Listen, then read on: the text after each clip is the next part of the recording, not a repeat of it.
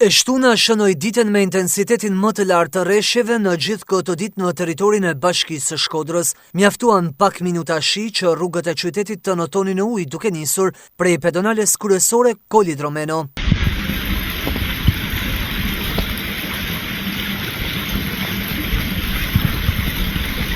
Fatmirësisht rreshtet nuk zgjaten me këtë intensitet dhe qytetarëve nuk ju desh të përballen gjatë me këtë situatë, që dëshmoj edhe një herë tjetër se faktet në terren janë më kokëforta se propaganda në rrjetet sociale, që e kemi parë në mënyrë të organizuar gjithë këtë ditë nga Bashkia e Shkodrës. Titullarët e saj me urdhër të orientuar jo vetëm përmes publikimeve në rrjetet sociale, por edhe daljet mediatike të orkestruara, na kanë servir pamje të punëve e deklarata se po bëhen ndryshime të mëdha që nuk ishin bërë asnjëherë, por në fakt shiu i shpërlau të gjitha në pak minuta dhe uji mbushi rrugët. Kryetaria e opozitës në Shkodër, Elona Shkreli, në rrjetin social shkruan: E vërteta me video përballë propagandës së Benet Becit, kryebashkiak, dhe Beki Memës, drejtori i përgjithshëm i zhvillimit ekonomik të qëndrueshëm Bashkia Shkodër, ndërsa këshilltari bashkiak Imel Sokoli ironizon: Po sikur kanalizimet në Shkodër ishin pastru dhe bashkia nxitoi me rrah gjoksin që Shkodra nuk përmbytet fal pastrimit të kanalizimeve.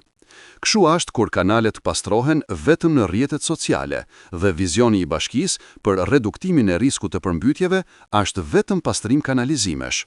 I kujtoj bashkisë që të pyesin nga njëherë qendrat meteorologjike për të kuptuar sasinë e shiut që pritet me ra, dhe vjen një pikë që kanalet s'të bajnë madobi, kur pastrimi i kanaleve në kanalet sociale s'të bajnë madobi.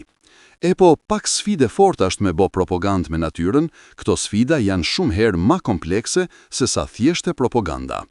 Në krahun tjetër, pushteti vendor u angazhua me statuse pafund dhe dalje publike të na tregojë të kundërtën. Kryebashkiaku Benet Beci, pas pushimit të rreshjeve, shkruan: Shkodra u zgjua mes rrëbesheve të shiut dhe breshrit, por ekipet tona ishin aty. Ujësiellës kanalizime, ndërmarrja e shërbimeve publike dhe emergjencat civile u angazhuan menjëherë në të gjitha zonat ku kishte nevojë, duke reaguar me shpejtësi dhe profesionalizëm. Fal ndërhyrjeve të menjëhershme, brenda pak minutash situata u normalizua dhe qyteti vazhdoi ritmin e tij pa pengesa. Shkodër që punon, Shkodër që reagon në kohë. Edhe më herët në ditët e mëparshme, Beci thuaj se çdo ditë publikonte statuse se Shkodra për herë të parë tregoi se me punë të vazhdueshme nuk është kryefjale për mbytjeve. Për këtë angazhoi edhe vartësit të ndiqnin të njëjtin rrugë, siç tregojnë edhe këto publikime e dalje mediatike.